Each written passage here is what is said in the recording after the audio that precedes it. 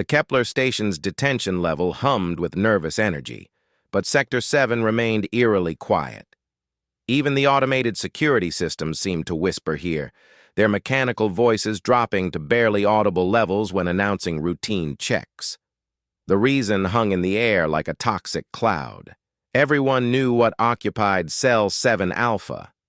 Commander Vexitar's forearms trembled slightly as he reviewed the daily reports. His Zalarian physiology was built for combat, his exoskeleton designed to withstand plasma fire, yet the thought of walking past that particular cell made his mandibles click anxiously.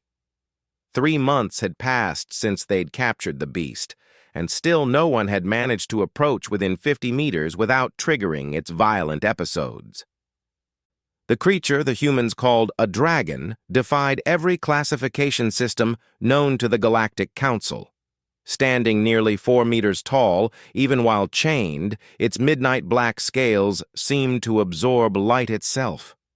When enraged, which was constantly, bioluminescent patterns blazed across its hide in furious spirals of gold and crimson. Its eyes burned like twin suns, and its roars could be heard 3 levels away despite the soundproofing. "Sir, the daily feeding attempt has failed again," reported Lieutenant Morks, his tentacles writhing with stress. "Security Team Beta couldn't get within 30 meters. The creature nearly melted through the reinforced barriers with its breath weapon." Vextar's primary arms rubbed his temples. The political implications were staggering. This dragon had been found on humanity's colony world of New Terra, apparently protecting a settlement from Void Reaper attacks. The humans claimed it was not one of theirs, yet it had fought alongside them with tactical intelligence that suggested deep cooperation. Now, trapped in their most secure facility, it remained a complete mystery. "Any word from the xenobiologists?" Vextar asked, though he already knew the answer. "Dr. Kethamol refuses to approach after the creature's psychic screams left him catatonic for 6 hours, Morks replied. "The Andromedans won't even enter the sector. They claim the dragon's emotional emanations are too intense for their telepathic abilities." The commander's attention shifted to the human delegation's quarters. Ambassador Chen had arrived 2 days ago with a small team, including his 8-year-old daughter. Protocol suggested the child should have remained on their ship, but Chen had insisted she accompany him. Something about humans and their family bonds that other species found difficult to understand. "The human ambassador wishes to attempt communication today," Morks continued, his voice carrying doubt. "Despite our warnings about the creature's hostility." Through the station's vast viewing ports, space stretched endlessly, dotted with the lights of the assembled fleet. Ships from 12 different species maintained a careful distance from Kepler Station, all waiting to see how this situation would resolve. The dragon represented something unprecedented, a creature of immense power that seemed connected to humanity in ways that made every other species nervous. Down in the human quarters, Ambassador Chen knelt before his daughter Maya, his weathered face creased with worry. "You need to stay in the safe zones, little star. The creature we're here to see is very dangerous." Maya nodded solemnly, her dark eyes holding a depth of understanding that sometimes unnerved even her father. "But Daddy, if it's hurt and scared, maybe it just needs a friend." "The other species have tried everything," Chen explained gently. "They're much more advanced than us in many ways, if they can't help it." "They're not human, though," Maya said simply, as if this explained everything. Chen couldn't argue with her logic, even if he couldn't fully understand it. Humans had always been different, too emotional according to the Volcari, too unpredictable according to the Zentari, too willing to form bonds with other species according to everyone else. These differences had made humanity both welcomed and feared among the galactic community. The security briefing that afternoon was tense. Dr. Sarah Martinez, the human xenobiologist, reviewed the creature's behavioral patterns with growing fascination rather than fear. "Look at these readings," she said, pointing to energy signatures on her portable scanner. The dragon's emotional state isn't random rage. There's pattern here, almost like it's trying to communicate. Commander Vextar's skepticism was evident in his posture. Our best telepaths have been unable to establish any form of contact. The creature's mind appears completely alien. Maybe that's the problem, Dr. Martinez mused. Every approach so far has been telepathic or technological. What if it needs something more fundamental? The conversation was interrupted by an urgent chime from the security system. Alert! Unauthorized presence detected in Sector 7 corridor. Every screen in the briefing room switched to the security feed, showing a small figure walking calmly down the otherwise empty hallway toward Cell 7 Alpha. Maya Chen moved with the confident stride of someone who belonged exactly where she was, her small hand trailing along the wall as if feeling her way through the station's nervous energy. "Emergency lockdown!" Vexatar commanded, but his orders seemed to stick in his throat as something impossible began happening on the screens. The dragon, which had been pacing and snarling for months, suddenly stopped. Its massive head tilted toward the approaching corridor, and the furious patterns of light across its scales began to shift. The blazing gold and crimson cooled to softer blues and purples, colors no one had seen from the creature before. Maya paused at the 50-meter mark where every other approach had ended in violent reaction. The dragon's breathing, which had been harsh and angry, began to steady. Its burning eyes remained fixed on the small human figure, but the wild fury that had characterized every previous encounter was notably absent. "How is this possible?" whispered Dr. Martinez, her scientific mind racing through possibilities. On the screen, Maya took another step forward, then another.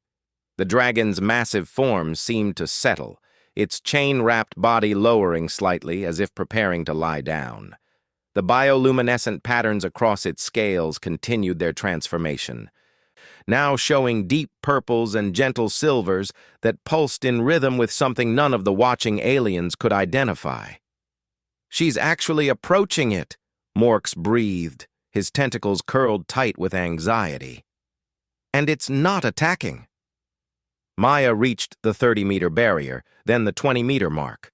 The dragon's great head lowered until it was nearly level with the corridor floor, its eyes never leaving the small girl who walked toward it with complete trust. At 10 meters from the cell entrance, Maya finally stopped and sat down cross-legged on the floor. The dragon's response was immediate and shocking to every observer. It lay down as well, its massive form settling against the far wall of its cell, still watching her but with an expression that could only be described as gentle curiosity. "Impossible," Vextar muttered, his forearms gesticulating helplessly. "Every scan shows the creature is an apex predator. Its neural patterns indicate extreme intelligence paired with violent tendencies. No being should be able to approach it like that." But Maya wasn't done surprising them. She opened her mouth and began to speak, not the harsh commands or scientific queries that others had attempted, but something far more simple and profound. "Hello," she said softly, her young voice carrying clearly through the corridor's audio pickups. "I know you're scared and angry. I would be too if I was locked up away from everything I knew." The dragon's reaction sent shockwaves through every observer. The great creature's eyes actually seemed to soften, and it made a sound that was neither roar nor growl, almost like a questioning hum that resonated through the station's hull. Maya smiled, the expression visible on the security feed and somehow translating across species barriers to every being watching. "My name is Maya. I wanted to come and sit with you because nobody should be alone when they're hurting." The conversation that followed would reshape everything the Galactic Council thought they knew about communication, intelligence, and the strange species that called itself humanity. Maya's daily visits to Cell 7 Alpha became the most monitored event on Kepler Station. Scientists from a dozen species crowded into observation rooms, recording every interaction between the small human child and the massive dragon. What they witnessed challenged fundamental assumptions about consciousness, communication, and the nature of intelligence itself. "She's been talking to it for 3 hours straight," Dr. Kethmol reported, his crystalline features showing amazement rather than his usual clinical detachment. The Andromedian had recovered from his earlier psychic trauma, but still refused to approach the dragon directly. "The creature's brainwave patterns are unlike anything we've recorded." On the screens, Maya sat in her usual spot just outside the cell, chattering away as if speaking to an old friend. The dragon listened with obvious attention, occasionally making soft, rumbling sounds that seemed almost conversational. Its bioluminescent patterns had stabilized into warm golds and gentle blues, creating an almost hypnotic display across its massive form. "I learned about stars in school yesterday," Maya was saying, her legs swinging as she sat cross-legged. "Did you know some stars are so big they could hold 1,000,000 suns inside them? I bet you could fly all the way to one if you wanted to. You look like you were made for flying." The dragon's response was a complex series of harmonious tones that made the station's hull vibrate sympathetically. Dr. Martinez, watching from the observation deck, noticed something remarkable in her readings. "Commander, you need to see this," she called urgently. "The creature's stress hormones have dropped by 80% since Maya started her visits. Its neural activity shows patterns consistent with contentment, even happiness." Commander Vextar examined the data with growing bewilderment. "But it's a predator. Our files indicate it destroyed 3 Void Reaper dreadnoughts in the battle for New Terra. How can a child's presence have such an effect?" Dr. Martinez pulled up additional scans. "That's not all. Look at these energy readings. The dragon's natural bioelectric field has synchronized with Maya's heartbeat. I've never seen anything like it." The implications were staggering. Interspecies communication typically required complex translation matrices, technological interfaces, or natural telepathic abilities. Yet somehow, a human child was achieving deeper contact with an unknown alien species than the galaxy's most advanced civilizations. "Maya, sweetheart," Ambassador Chen called gently over the intercom. "It's time for lunch." "Can I bring some back for my friend?" Maya asked. Turning toward the observation window she couldn't see through but somehow knew her father was behind. "He looks hungry, and the food they've been trying to give him smells awful." The dragon made what could only be described as an agreeing sound, its massive head nodding once. Several observers gasped. The creature had never shown any sign of understanding their language before. "What does it usually eat?" Maya called out, addressing the general observation area. "I mean, what would it eat at home?" The question hung in the air as scientists scrambled through their limited data. The truth was embarrassing. Despite months of study, they knew almost nothing about the dragon's natural habits or dietary needs. All attempts to feed it had resulted in rejected meals and increased agitation. We're not certain," Dr. Kethmol admitted reluctantly. "The creature has refused all offerings." Maya frowned thoughtfully, then turned back to the dragon. "What do you like to eat? Can you show me somehow?" The dragon's response was immediate and startling. It rose to its feet with fluid grace and moved to the rear wall of its cell. Using one massive claw, it began to scratch symbols into the reinforced metal surface. The marks were precise, deliberate, and clearly representational. "It's writing," Dr. Martinez breathed, her scanner picking up the metallic scraping sounds. "Or drawing. These aren't random scratches." The symbols showed flowing lines that suggested water, curved shapes that resembled plants or coral, and angular marks that might represent schools of fish. The dragon completed its artwork and looked expectantly at Maya, who studied the markings with serious concentration. "You're from an ocean world," she said finally. "You eat things that swim and grow in the water. That's why you won't touch the synthetic proteins they've been offering." The dragon's confirming rumble sent vibrations through the entire detention level. It moved back to the cell's front and lowered its great head until it was close to Maya's position, separated only by the transparent aluminum barrier. "I'll ask them to get you some fish," Maya promised, reaching out to place her small palm against the barrier. Real fish, not the fake stuff. What happened next made every observer step back in shock.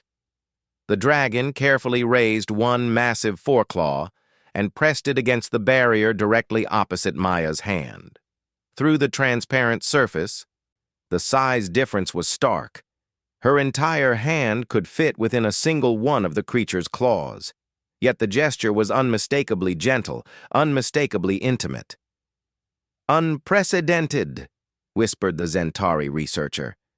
"The creature is demonstrating emotional bonding behaviors with a species it has no evolutionary connection to." Dr. Martinez was frantically recording everything. "The bioelectric synchronization is intensifying. Maya's brainwaves are actually influencing the dragon's neural patterns and vice versa. It's as if they're developing a shared consciousness." Ambassador Chen watched his daughter with a mixture of pride and concern. Maya had always been special, more intuitive than other children, more willing to trust and befriend anything she encountered. He'd seen her calm, frightened animals, comfort-crying babies of species she'd never met before, and somehow always know when someone needed kindness. But this was beyond anything he'd witnessed. "Daddy, he's scared," Maya said suddenly, turning toward the observation windows again. "He misses his family. He doesn't understand why nobody visits them anymore." "Them?" Dr. Martinez asked over the intercom. "Maya, there's only one dragon in the cell." Maya shook her head emphatically. "No, there's more. He's trying to tell me about others like him. They lived in the deep oceans on his world until the bad ships came." The dragon began making a series of low, mournful sounds that seemed to carry infinite sadness. The bioluminescent patterns on its scales shifted to deep purples and blues, creating wave-like motions across its hide. "Show me," Maya whispered, her hand still pressed against the barrier. The dragon turned back to the wall and began creating new symbols. This time, the drawings told a story. Large shapes that might represent dragon-like creatures swimming through vast underwater caverns. Smaller figures that could be young dragons playing among coral forests. And then, angular shapes descending from above. Clearly spacecraft, clearly hostile. "The Void Reapers," Commander Vexitar realized aloud. "They attacked his homeworld first, before moving on to human space." The dragon's artwork grew more frantic, showing scattered figures fleeing in all directions, some toward the surface, others deeper into oceanic trenches. The final image was heartbreaking in its simplicity, a single dragon-like figure flying alone through empty space. "You came to help us because the same ones that hurt your family were hurting mine," Maya said softly, understanding flooding her voice. "You were trying to stop them from doing to us what they did to you." The dragon's response was a sound that needed no translation. Pure grief mixed with desperate hope. It pressed its massive head against the barrier, and Maya leaned forward until her forehead touched the transparent surface between them. "I'm sorry they hurt your family," she whispered. "I'm sorry you've been alone for so long, but you're not alone anymore."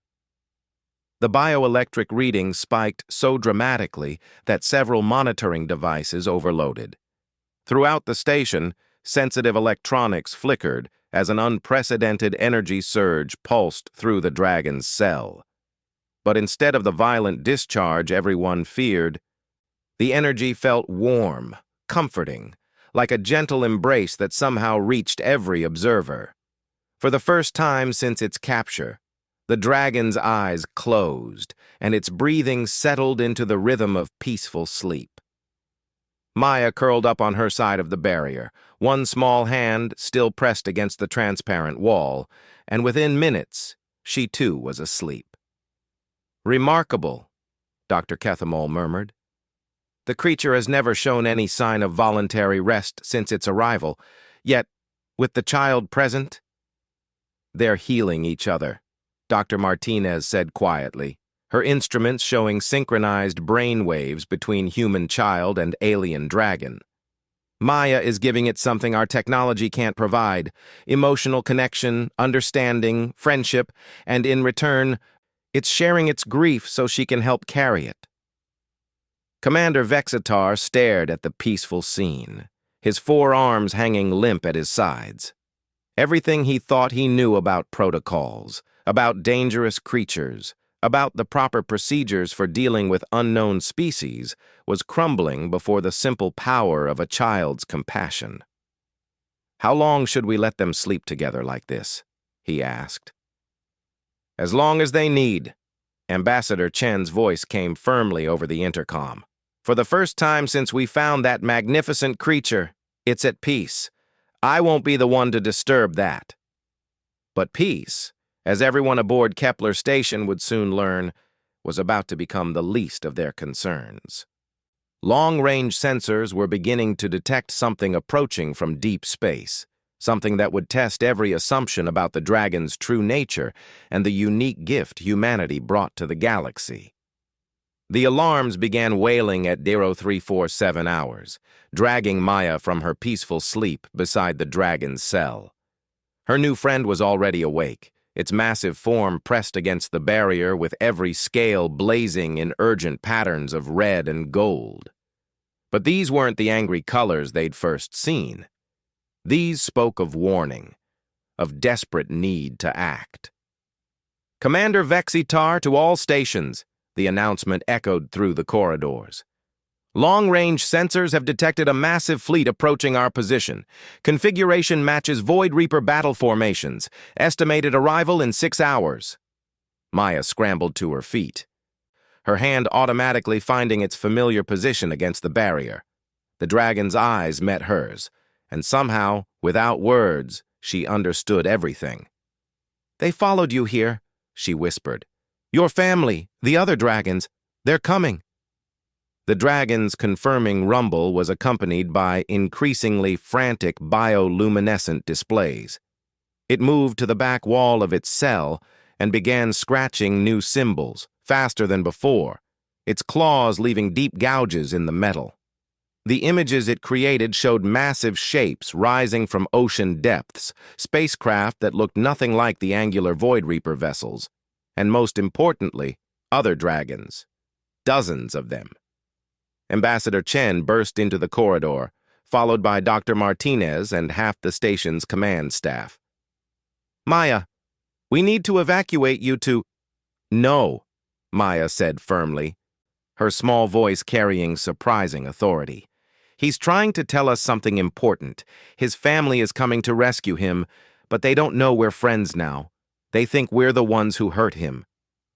Dr. Martinez checked her readings, her face paling.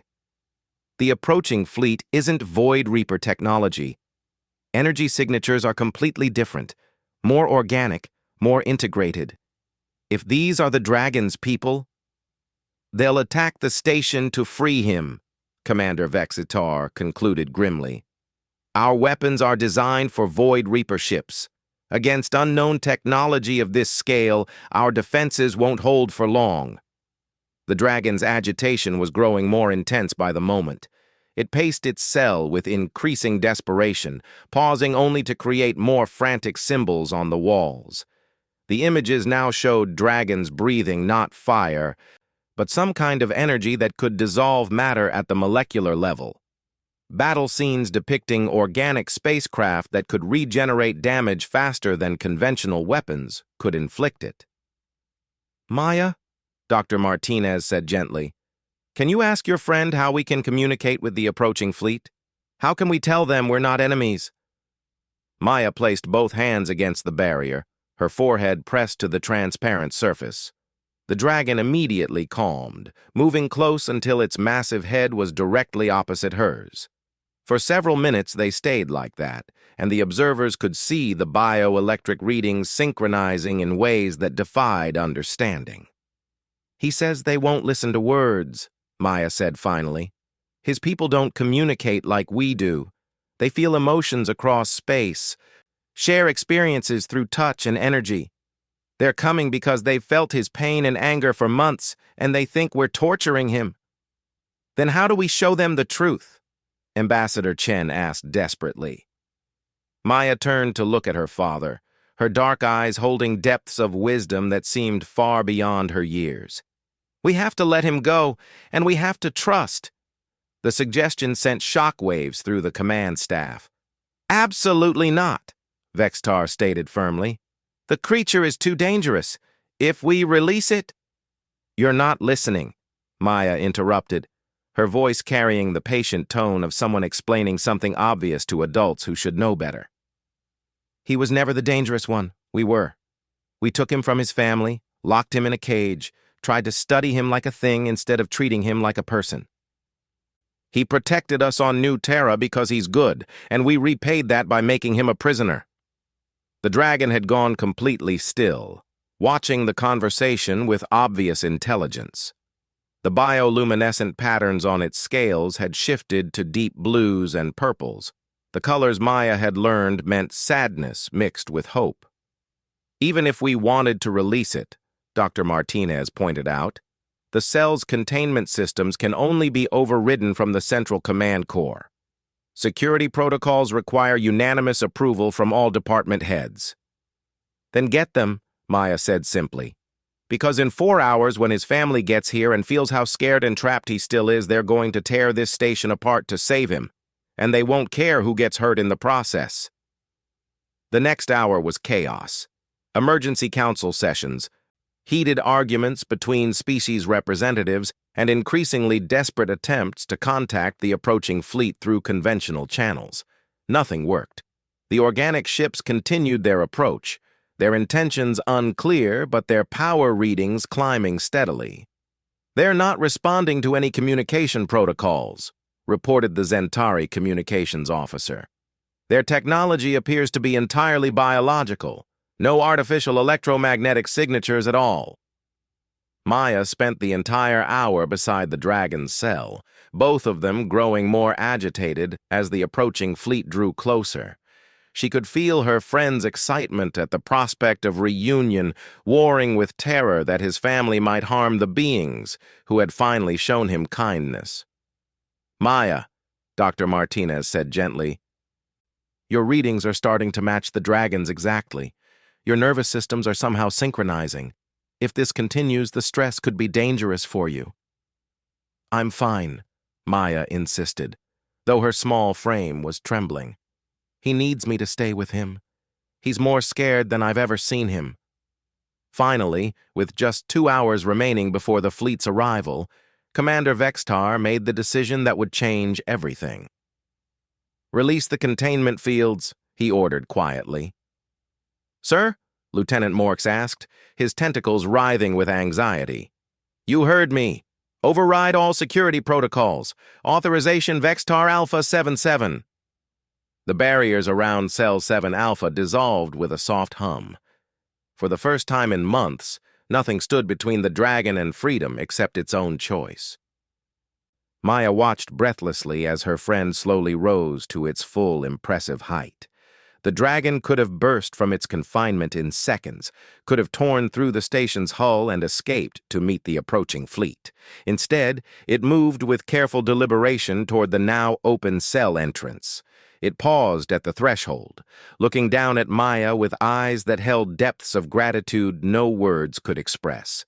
Then, with infinite gentleness, it extended one massive foreclaw toward her. Maya didn't hesitate. She placed her small hand on the offered claw, feeling the warm energy that flowed between them. "I know," she said softly. "You have to go to them. But remember what I told you. You're not alone anymore." The dragon's response was a sound that seemed to contain all the music of its oceanic homeworld. all the joy of reunion with lost family, all the wonder of unexpected friendship across impossible barriers. The bioluminescent patterns across its scales blazed in colors Maya had never seen before, brilliant golds and silvers that spoke of hope, gratitude, and promise. Together, they made their way through the station's corridors toward the main docking bay. Word spread quickly, and soon representatives from every species aboard Kepler Station had gathered to witness something unprecedented, the voluntary release of a being they had feared based on nothing more than trust in a human child's judgment. Fleet positions confirmed, the communications officer reported. Organic vessels are taking formation around the station. Energy readings are extraordinary, but they're not powering weapons.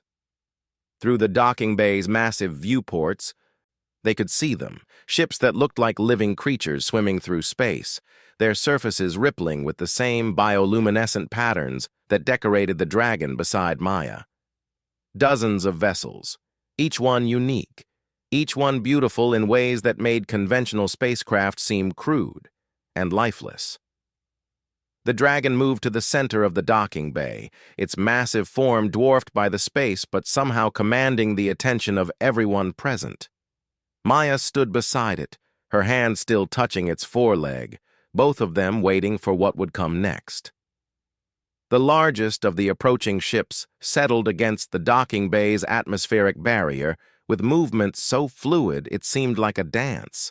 A section of its hull flowed open like a flower blooming, and from within came a sound that made the entire station vibrate, the harmonized voices of dragons calling to their lost family member. Maya felt tears streaming down her face as she experienced, through her connection with her friend, the overwhelming joy of reunion after months of separation and grief.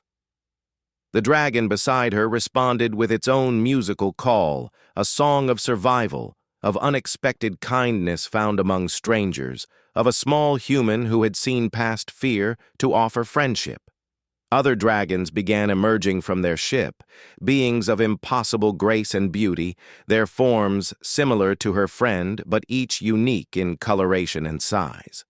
They moved across the docking bay's deck with fluid motions, their eyes fixed on the dragon they had traveled so far to find. The reunion was beyond anything the observers had imagined. The dragons didn't simply greet each other.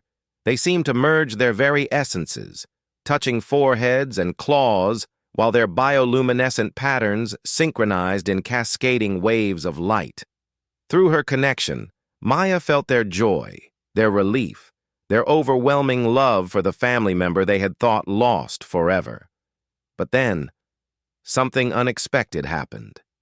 The largest dragon, clearly an elder of some kind, turned its attention to Maya. It moved across the deck with deliberate purpose, its massive form settling down until its head was level with the small human girl who stood waiting without fear. When it spoke, the sound resonated not just through the docking bay, but somehow directly in Maya's mind. Not telepathy as other species understood it, but something deeper, more fundamental. Images flowed between them. The dragon's gratitude for Maya's kindness, its amazement at her ability to see past appearances to the person within, its wonder at humanity's capacity for connection across any barrier. But most importantly, it shared a revelation that would reshape the galaxy's understanding of both species. The dragons were ancient beyond imagining, old when the first stars formed, wanderers between worlds who had always searched for others with the capacity for true emotional connection. They had found such beings before, species capable of love, compassion, sacrifice, but never had they encountered any with humanity's unique gift for seeing the individual person within any form. "Your species is rare beyond measure," the elder dragon's thoughts whispered in Maya's mind. "Most beings form bonds only with their own kind or with those who share familiar patterns. But humans can love anything that loves in return." The communication was flowing both ways now, and Maya found herself sharing human experiences. The joy of friendship, the comfort of family, the simple pleasure of helping someone who needed kindness. The dragon elder absorbed these feelings with wonder, its ancient mind marveling at the depth of emotion such a young species could achieve. Around the docking bay, representatives from a dozen advanced civilizations watched in amazement as a human child conducted diplomacy that their most sophisticated protocols couldn't achieve. Maya was negotiating not with words or technology, but with pure emotional honesty, creating understanding that transcended every barrier of species, culture, and evolution. When the communication finally ended, Maya staggered slightly, overwhelmed by the vastness of what she had experienced. Her friend, her original friend, was immediately there to steady her with one gentle claw. The elder dragon rose to its full height and turned to address the assembled observers. When it spoke, its voice somehow carried meaning that every species present could understand, regardless of their communication methods.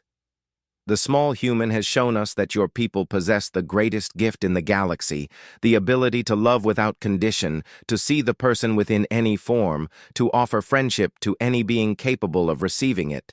This is rarer than any technology, more precious than any resource. Commander Vexitar stepped forward, his forearms trembling slightly but his voice steady. We apologize for the imprisonment of your family member. We acted out of fear and ignorance.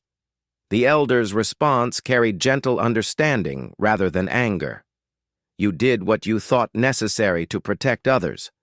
But now you have learned, as we have learned. Your species and ours will be friends across the stars, thanks to one small human who dared to whisper kindness to a frightened dragon. As the dragons prepared to depart, Maya faced the hardest goodbye of her young life. Her friend knelt down beside her one final time, and she threw her arms around its massive neck in a hug that somehow encompassed all the love and friendship they had shared. "Will I see you again?" she whispered.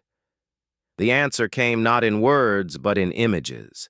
Vast oceans on distant worlds where dragons danced through crystal waters, human settlements protected by graceful guardians, children from both species playing together among coral gardens that stretched to horizons. A future where understanding had replaced fear, where difference was celebrated rather than imprisoned. The dragons' departure was as graceful as their arrival, their ships flowing away into space like living things returning to their natural element. But they left behind something precious, the knowledge that in a galaxy often divided by fear and suspicion, connection was still possible for those brave enough to offer it. Maya stood at the observation window long after the dragon fleet had disappeared, her hand pressed against the transparent surface in the gesture that had become so familiar. Ambassador Chen stood beside his daughter, marveling at how someone so small had accomplished what armies and diplomats had never achieved. "How did you know it would work?" he asked softly. Maya turned to him with the patient expression she wore when adults asked obvious questions. "Because he was scared and lonely, just like anyone would be. And everyone deserves to have a friend." The simplicity of her answer echoed through the station's corridors and eventually across the galaxy, carried by the reports of every species that had witnessed the unprecedented contact.